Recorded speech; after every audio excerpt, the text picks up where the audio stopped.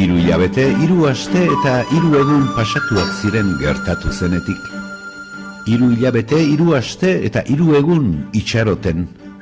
3 hilabete, 3 aste eta 3 egun, 115 egun, Basarriko txerrama handiena, ernai geratu zenetik, umea egiteko ordua ailegatu zen arte.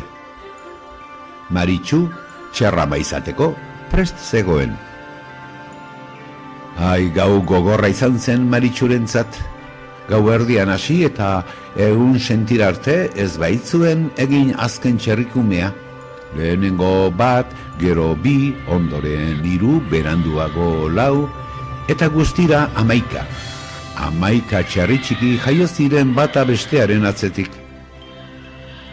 Txerrikume ititia emateko orduan, ai, gorriak ikusi zituen txerramak, soilik 10 titi baitzituen, eta txiki guztiek baterana izaten zuten titia hartu. Laster handitu ziren eta Basarriko txoko ezberdinetatik kuskusiatzen pasatzen zuten eguna.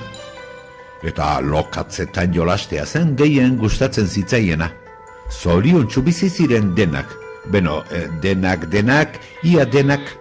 Izan ere, azkena jaio zen txerritxoak jolastu beharrean beste animaliei begira ematen zuen eguna. Behiak, zaldiak, auntzak, ardiak, oiloak, ahateak, denak ikusten zituen bere txokotik. Eta bazuen zalantza bat buruan bueltaka. Egun batean, erabaki sendoa hartu zuen. Ez dut txerrikume izan nahi. Eta hala, sartu zituen bere gauza guztiak oial zati zahar batean, korapilatu zuen ondo, lotu zion makila bati eta tipiti-tapata, bideari ekin zion. Ibili eta ibili, larreraino iritsi zen, eta behiek harriturik galdetu zioten. Zer duzu txerrikume? Ez dut txerrikume izan nahi, erantzun zien txerritxoak. Orduan, izan zaitez behi, gonbidatu zuten behiek.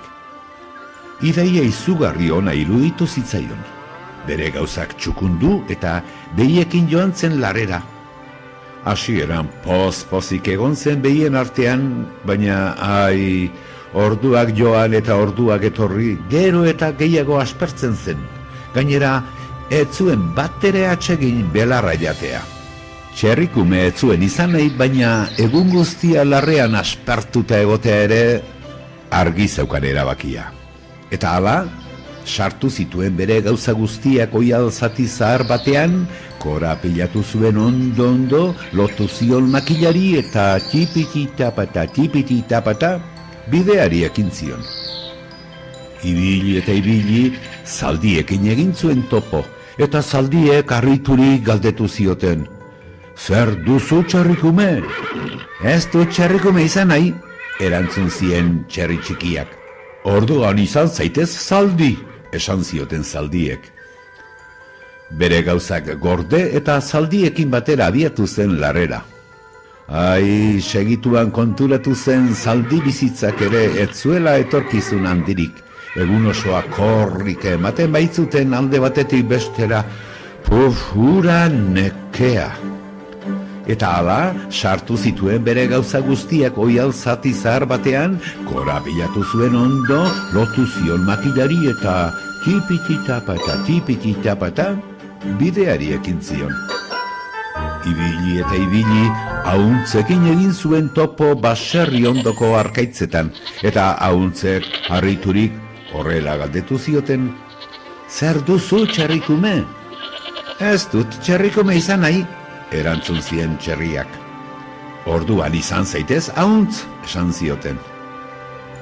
Bere gauzak ziztu batean antolatu eta bat egin zuen ahuntzekin. Ez zitzaion gehiegi kostatu konturatzea ahuntz izateko ere zailtasunak izango zituela. Mendian gora eta bera ez baitzen bat ere trebea gure txerritxoa, arkaitzetatik saltoka larri baitze bilen.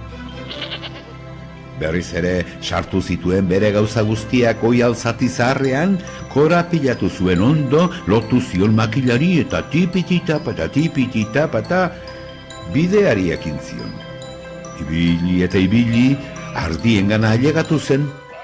Hurbildu aurretik ondo pentsatu zuen, baina zeukaten lasaitasuna ikusita, ez zitzaion ideia txarra iruditu. Bere gauzak utzi eta hartaldearekin elkartu zen, baina ailegatu bezain pronto, ara txakur zistrin bat zaunkaka eta kosk hasi zitzaion bere atzetik. Txakur madarikatua. Hartu bere gauzak, sartu oial zaharrean, lotu makilari eta tipitita-pata bideari ekin zion. Apur bat aurrerago, oiloekin egin zuen topo. Oilo izaten ere saiatu zen, baina nahiko traketsa zen eta konturatu gabe apurtzen zizkien arrautza guztiak. Bidea jarraitu eta ahateekin egin zuen topo. Haiekin ere saiatu zen, baina uretan ere etzen berak uste bezain ondo moldatzen gure txerritxoa. Sartu bere gauza guztiak oial zati zaharrean, korapilatu ondo, lotu makilari eta tipitita-pata bideari ekin zion. Gaua iritsi zenean, neka eginda, jarri zuen oial zaharra burko moduan, etzan eta lotan geratu zen. Handik gutxira, hodei batek izarrak ezkutatu zituen eta hasieran, xirimiria, gero euri tantatxoak, eta azkenik beldurgarrizko ekaitza sortu zen. Esnatu zenean, izugarri ondo sentitu zen txarrikumea, fresko eta usain goxo batez inguratuta. Pixkanaka, alde batera eta bestera itzulipurdika zebilela, aspaldiko oroitzapenak etorri zitzaizkion burura. Orduan izan zuen argi, orduan ulertu zuen dena. Lehen orain eta beti, txerriak beti, txerri!